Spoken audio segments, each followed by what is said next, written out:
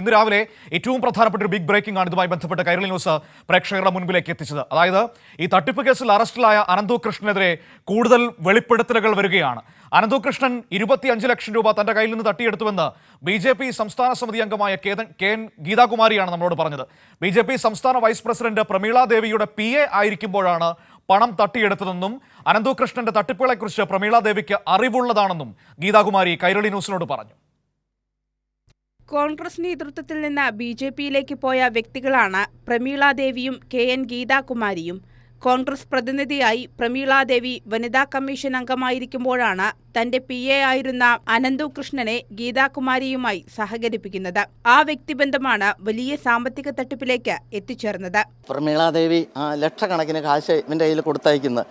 പിന്നെ അപ്പോൾ പ്രമീളയും പറഞ്ഞു, ഞാനിങ്ങനെ പൈസയൊക്കെ കൊടുത്തയക്കാറുണ്ട്, ഒരു കുഴപ്പം വന്നിട്ടില്ല, വിശ്വസ്തരാണെന്ന് പറഞ്ഞു.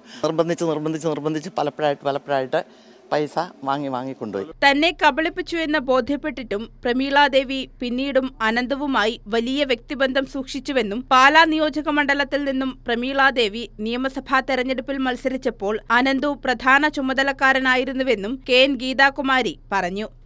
കൈരളി ന്യൂസ്, ഇടുക്കി.